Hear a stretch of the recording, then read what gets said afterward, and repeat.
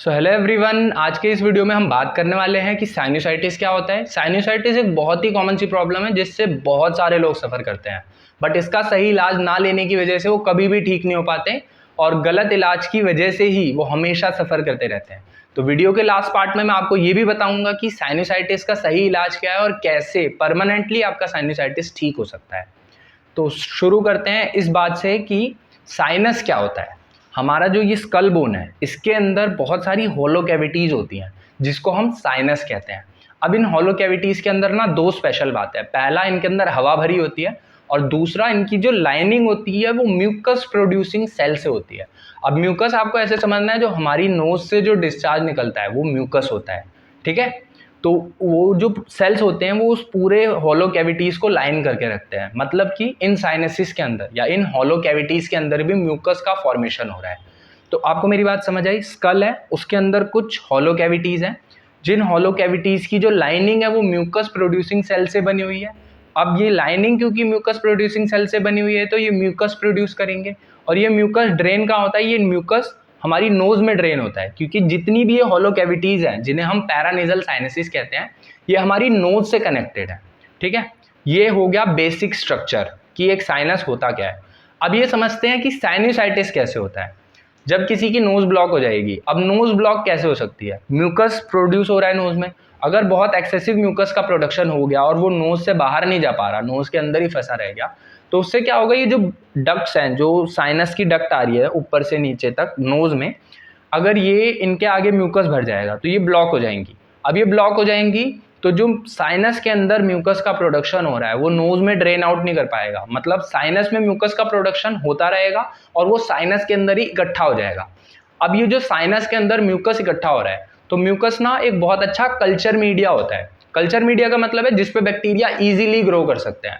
तो बहुत सारे बैक्टीरिया इस म्यूकस पे ग्रो करने लगेंगे, और क्योंकि ये म्यूकस अब इन्फेक्टेड म्यूकस है तो साइनस के अंदर ये इन्फ्लेमेशन करवा देगा, और इन्फ्लेमेशन ऑफ साइनस को ही हम साइनोसाइटिस कहते हैं, ठीक है। तो मैंने आपको एक बेसिक सा डेफिनेशन बताया कि साइनोसाइटिस होता कैसे और इसका पूरा प्रोसेस कैसे होता है, वो भी आपको समझाया।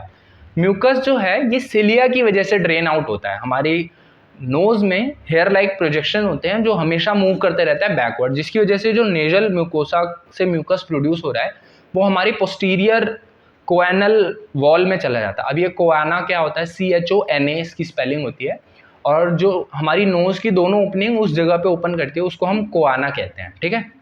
तो वहाँ पे ये सारा म्यूकस जाता रहता है। अब अगर ये सिलिया ठीक से मूव नहीं करेगा तो म्यूकस नाक में इकट्ठा हो जाएगा, which will lead to sinusitis. तो ये हमने समझ लिया कि साइनस क्या होते हैं और साइनस का ड्रेनेज कैसे होता है। अब समझते हैं कि कितने तरह के साइनस होते हैं। So there are 4 types of sinuses.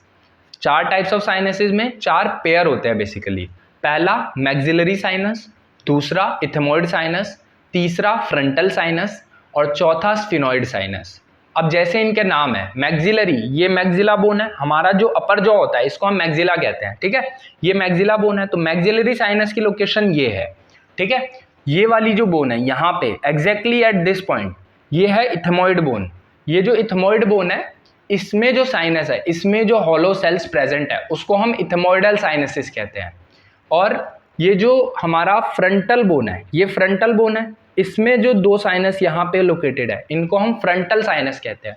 और डीप इनसाइड आवर स्कल हमारे एक और बोन है जिसको हम स्फिनॉइड बोन कहते हैं, और उसके अंदर भी कुछ हॉलो कैविटीज प्रेजेंट है जिसको हम स्फिनॉइड साइनस कहते हैं। तो हमने समझ लिया कि कितने तरह के साइनस होते हैं। अब देखो इसका आपसे क्या लेना देना, ठीक है। तो ना आप पता कर सकते हो कि कौन से साइनस का इन्फेक्शन है सिर्फ इस एक चीज़ से कि आपको पेन कहाँ होता है साइनोसाइटिस के केस में। तो अब ये देखते हैं कि साइनोसाइटिस में किस किस जगह पे पेन होगा, तो कौन कौन से साइनस का इन्वॉल्वमेंट है। अगर आपको पीरियोडिक हेडेक हो रहा है, मतलब थोड़ी देर के लिए आ रहा है फिर थोड़ी देर चला जा रहा है, या सिर्फ सुबह हो रहा है रात में नहीं हो रहा, तो ये फ्रंटल साइनोसाइटिस का फीचर होता है। अगर आपको ऑक्सीपुट इस जगह पे या वर्टेक्स पे हेडेक हो रहा है तो ये स्फिनॉइड साइनोसाइटिस का फीचर होता है। अगर आपको मीडियल कैंथस ये इस जगह पे exactly at this point pain हो रहा है तो ये इथेमॉइडल साइनोसाइटिस का फीचर होता है। और अगर आपको यहाँ चीक बोन्स में पेन हो रहा है तो ये किसका फीचर होता है आप बताओगे? ये मैक्सिलरी साइनसिस का फीचर होता है। क्यों? मैक्सिलरी साइनस यहाँ पे प्रेजेंट है, अगर उनका इन्फ्लेमेशन होगा तो इनके अंदर म्यूकस भरने लगेगा, म्यूकस भरने लगेगा तो बोन टेंस हो जाएगी, मतलब बोन में अंदर से प्रेशर बढ़ रहा है। अब इसीलिए ना साइनोसाइटिस के पेशेंट के अंदर कॉम्प्लिकेशन भी हो सकती है। कॉम्प्लिकेशन क्या हो सकती है? तो कॉम्प्लिकेशन ये हो सकती है कि जब देखो इथमोइडल एयर सेल्स या इथमोइडल साइनस के अंदर अगर म्यूकस भरने लगेगा तो वो यहाँ से प्रोजेक्ट आउट करने लगेगा, उसको हम म्यूकोसील कहते हैं। तो ये एक कॉम्प्लिकेशन है साइनस के पेशेंट्स के अंदर, ठीक है। तो मैंने आपको सिंपल टर्म्स में साइनोसाइटिस भी समझा दिया। अब मैं आपको बताता हूँ वो क्या सिम्टम्स होते हैं जो एक साइनोसाइटिस के पेशेंट के अंदर आते हैं। एक सिम्टम तो आपको पता लग गया होगा कि वो पेन होता है इन जगहों पे जहां पे साइनसेस लोकेटेड है। दूसरा नेजल ऑब्स्ट्रक्शन, ठीक है, नेजल ऑब्स्ट्रक्शन मतलब नाक बंद हो जाएगी। तीसरा प्यूरुलेंट नेजल डिस्चार्ज, बहुत सारा नोज में से डिस्चार्ज निकलेगा। चौथा पोस्ट नेजल ड्रिप, जो हमारी नाक के पीछे जो स्पेस है उसमें ऐसा लगेगा म्यूकस गिरे जा रहा है। पांचवा बैड स्मेल फ्रॉम माउथ, मुंह से गंदी बदबू आना, ठीक है। छठा हाइपोस्मिया, हाइपोस्मिया क्या होता है कि आपकी जो सेंस ऑफ स्मेल है वो डिक्रीज हो जाएगी, आपको चीज़ों की खुशबू ठीक से नहीं आएगी। पांचवा फेशियल पेन, यहाँ पे अगर चीक बोन्स में पेन हो रहा हो, ये मैक्सिलरी साइनोसाइटिस का क्लिनिकल फीचर है। और लास्ट जो मैंने आपको सबसे पहले बताया था हेडेक, वो तो एक बहुत ही इंपॉर्टेंट क्लिनिकल फीचर्स है, ठीक है।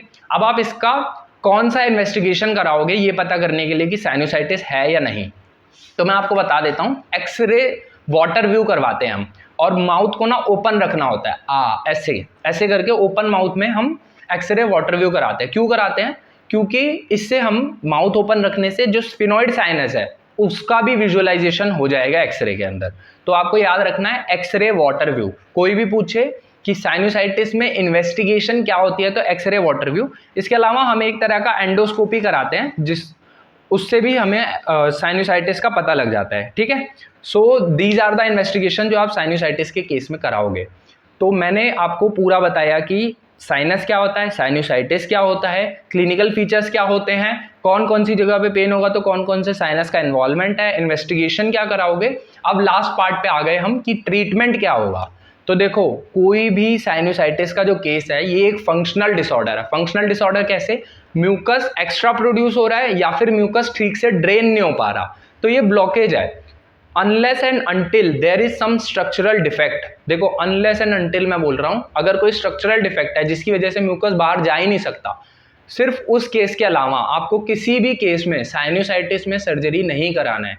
साइनोसाइटिस में सर्जरी जो होता है ये बिल्कुल लास्ट रिजॉर्ट होता है, ये एक फंक्शनल डिसऑर्डर है। इसके लिए अगर आप होम्योपैथिक मेडिसिन लेते हो so it will be cured permanently. तो आपको अपने नियरेस्ट होम्योपैथिक डॉक्टर के पास जाना है, उनसे अपनी केस टेकिंग करवानी है। वो केस टेकिंग करके आपको जो मेडिसिन देंगे उससे आपका जो साइनोसाइटिस है वो परमानेंटली ठीक हो जाएगा, और आपकी जो फ्रीक्वेंसी है इन्फेक्शन होने की, बार बार दर्द हो जाता है, बार बार खांसी जुकाम हो जाता है, वो बहुत ही कम हो जाएगी। पहले फ्रीक्वेंसी कम होगी और फिर धीरे धीरे ये चीज़ पूरे तरीके से क्योर हो जाएगी। तो आपको हमेशा ऐसा ट्रीटमेंट लेना है जो होलिस्टिक अप्रोच पे बेस्ड हो, ना कि जाके सीधे आपने सर्जरी करवा ली। Surgery is the last resort for sinusitis patient, क्योंकि ये एक फंक्शनल डिसऑर्डर है। So this was all about sinusitis. मैंने आपको ठीक तरीके से इसका सही इलाज भी बता दिया है। सो अगर आपको मेरा वीडियो पसंद आया then do like this video, share this video with your friends and relative, and मिलते हैं नेक्स्ट वीडियो में। तब तक के लिए बाय बाय।